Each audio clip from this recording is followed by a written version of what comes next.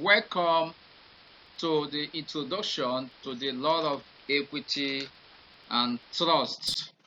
My name is Dr. Emmanuel Ama. As you are aware, the law of equity and trust is an important part of Nigerian law. The law of equity and trust is a species of the received English law, which is of immense importance in the development of Nigerian legal jurisprudence. Following the Supreme Court of Judicature Act of 1873 to 1925, the common law of England, the law of equity, together with the statutes of general application that were enforced in England on January 1, 1990, became part and parcel of Nigerian legal system. Today, the law of equity and trust is a core course in all the faculty of laws of Nigerian universities. Learning outcomes. At the end of this facilitation, you will be able to define the meaning of equity. You will be able to state the origin of law of equity, and you will be able to describe maxims or principles of equity. You'll be also able to apply equitable principles in solving problems, questions, and you will be able to criticize the principles of equity as well as judge hypothetical cases using the principle of equity. Now, what is the meaning of equity?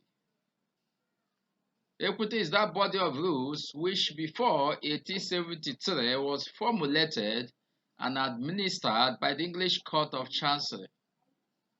Equity in the technical sense is applicable in Nigeria following the Supreme Court of Judicature Act of 1873 to 1925.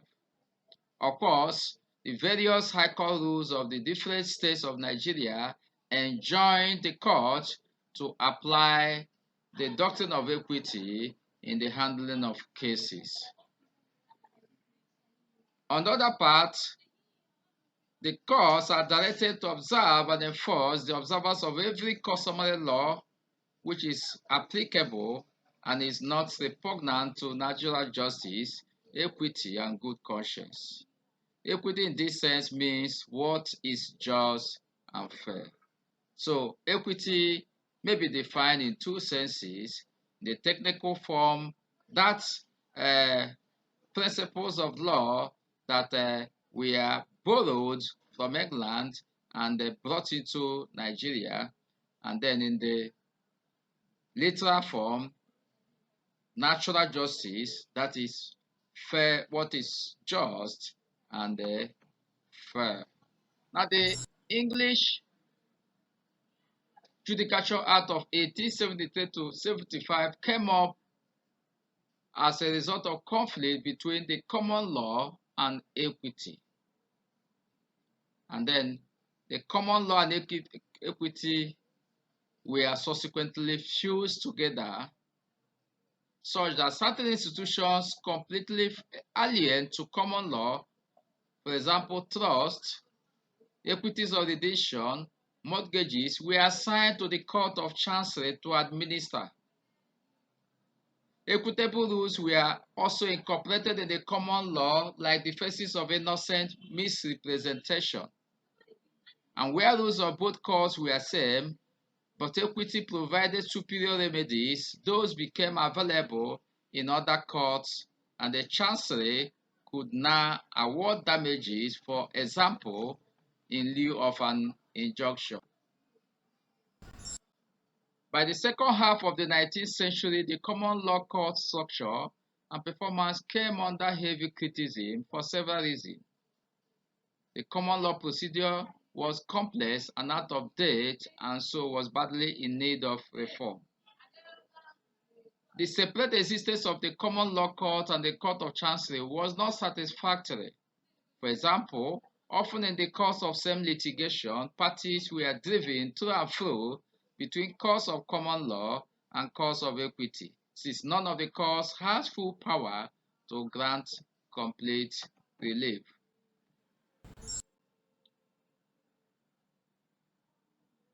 At the beginning, there were no set rules or procedure that govern the law of equity.